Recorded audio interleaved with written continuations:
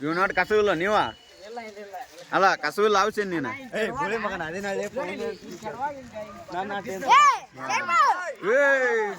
ಇವ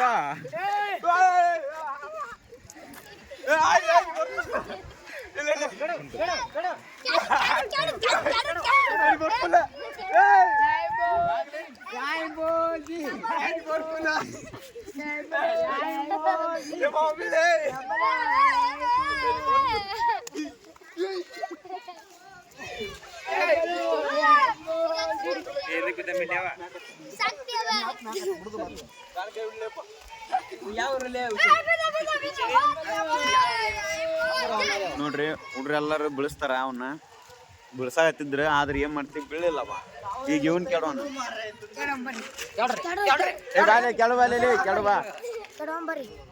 ಕೆಡಬಿಡ್ಬಾ ಕೆಡಬಾ ಇವ್ನ್ಲೇ ಇವ್ ಹುಸೇನೇನ